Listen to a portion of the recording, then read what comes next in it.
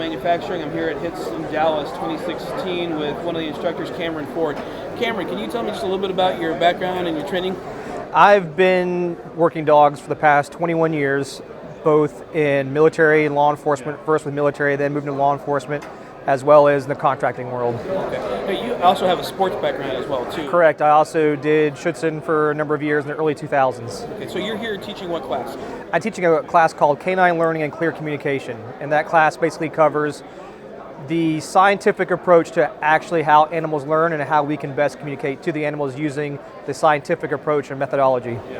Okay, so having attended your class, one of the things that I kind of got out of it was thinking like a dog. Correct. And you put us through that clapping exercise. Yes. So can you kind of explain that just a little bit? What I teach with that is I try to get the students to understand the importance of timing, but also how to communicate to an animal in more ways than just by force or by you being involved in the situation too much.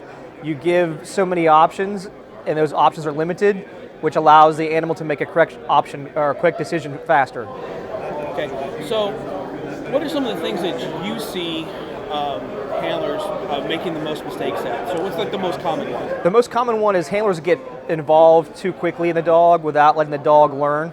Animals are much better when they learn or fail by their own means versus us being involved too quickly, trying to help the animal out, when really we're actually being a hindrance to the animal. Okay.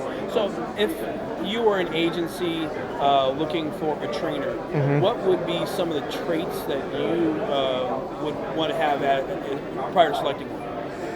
One of the important factors of the trainer is somebody who understands every animal is unique in itself, and you have a good understanding of operant conditioning, but knowing how to adjust to the animal in front of you. Just like us, each one of us is different. We have different personalities. Animals are very similar. The dogs have different personalities, but also different drive levels, and that trainer needs to be able to adjust to that. Okay. One of the things that I know is kind of unique about you, having trained with you a couple of times, is that not only you're really good at the patrol side, but you're also really good at the detection side. Tell me about some of the flaws or the errors, common errors that you see handlers make in detection side. On the detection side, again, it falls into wanting to help the animal out too much. They want to get involved. They want to overly detail something. It falls into not trusting their dog enough.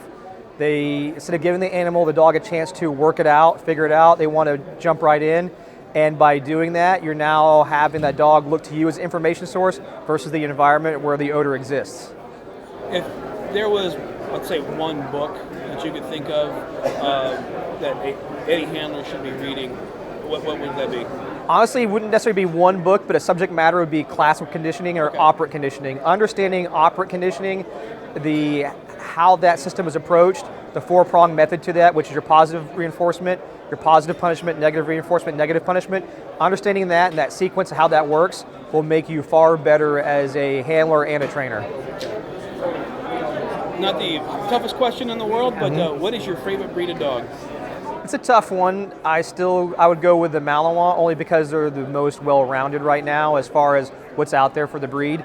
You can go through less of those and find what you're looking for, but a very close second, and I'm now more near and dear to my heart, is especially the detection side of things, is the Labrador or the sporting breeds, just because they haven't been as popular, but they're gaining traction, and the understanding in using those dogs is we have so much to get from that and that breed itself. What are some of the other sporting breeds that you're talking about? You mean like short-hair pointer, Springer Spaniel.